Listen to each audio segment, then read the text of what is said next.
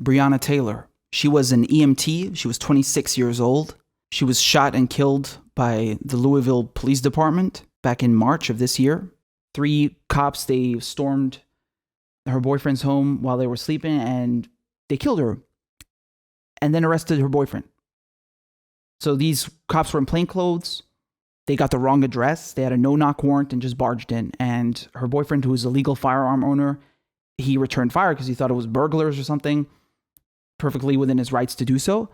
Nonetheless, they charged him after killing his girlfriend. And then they also tried recently to implicate Breonna Taylor in a drug ring, made-up conspiracy to essentially shirk responsibility so that the cops could not be charged. They would then say, oh, well, she was part of some made-up drug ring, and then therefore we can't be held accountable because she was allegedly a criminal. All made up.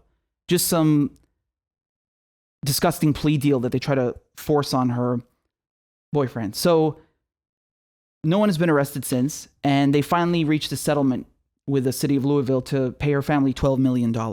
Okay? This is what the mayor said, right? Mayor Fisher said the city is not admitting wrongdoing in the agreement. That is absolutely crazy.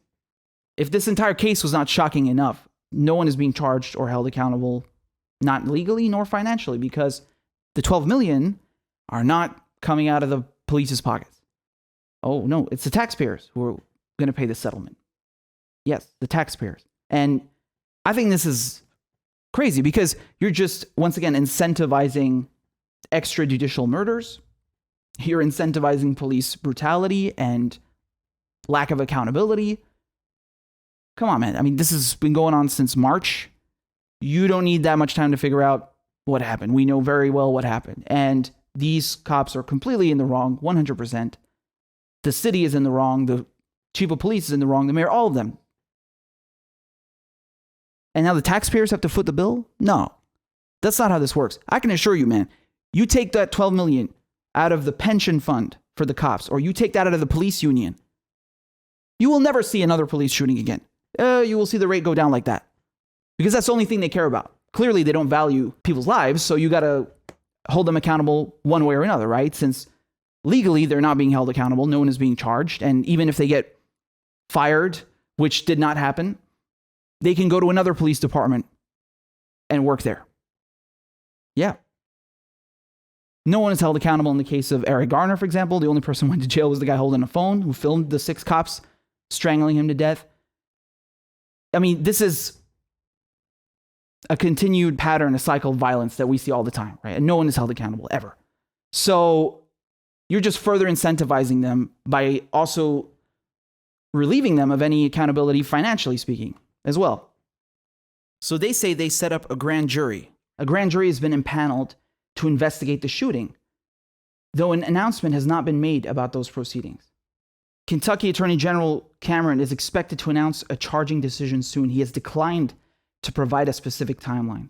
Quote, "My office has continually asked about a timeline regarding the investigation into the death of Miss Breonna Taylor. An investigation, if done properly, cannot follow a specific timeline." Hold on a second, man. She was killed in March. It's September. What exactly are you doing? How long do you need to figure out what happened? We know what happened. No one's asking you to rush anything. You had ample time to charge people with this murder. If those were 3 non-police officers, just regular civilians who had committed the murder, would you have had trouble charging them? You would need 6 months and a grand jury to figure out what to do? Get out of here. This is plain old corruption. That's what it is. And once again, as I've told you many times before, it's not just the cops that are enforcing this culture. It's the judiciary as well that are letting them get off scot-free. Just like you see in the case of George Floyd with Derek Chauvin and others in the Minneapolis Police Department.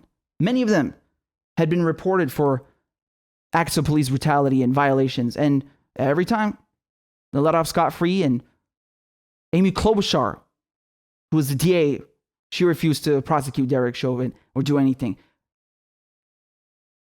They're helping them, the chiefs of police, the mayors, the DAs, the attorney generals, all of them. They're helping them get off scot-free and not holding them accountable whatsoever.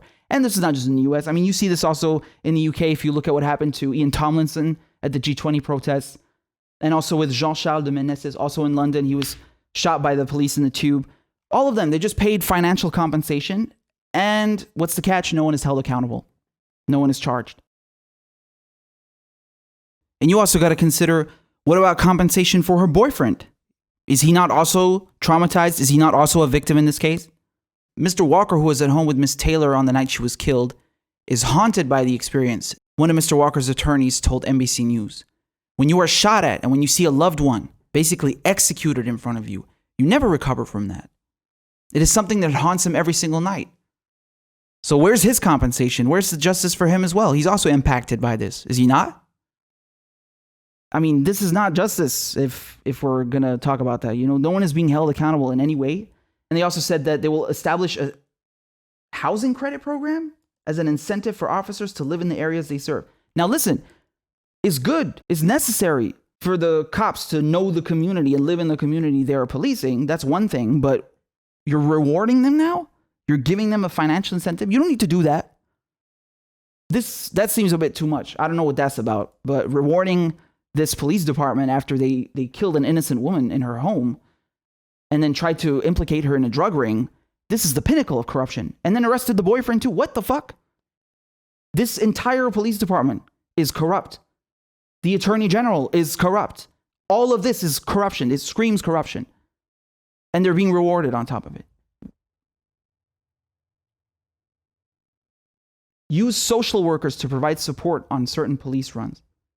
No, listen, man, when someone's having a panic attack or something, or a mental health episode, social workers should deal with that full stop, not just provide support and be there to witness escalation or something. 99% of the time, you don't need a cop or someone with a gun, let's say, being introduced into these situations and escalating and killing people. No. Which is often the case. We see them killing dogs even. We see them killing people who are having a mental health episode or something. That's not a solution. This escalation. What I'm seeing here, you're having a corrupt police department being rewarded. The people who killed Breonna Taylor have evaded justice. They have evaded accountability from top to bottom, from the 3 police who killed her, to the police chief, to the mayor, to the governor, to the attorney general. All of them are evading responsibility here and rewarding themselves now with grants.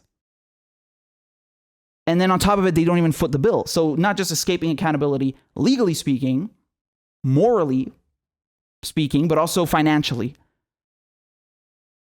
No, this is not okay.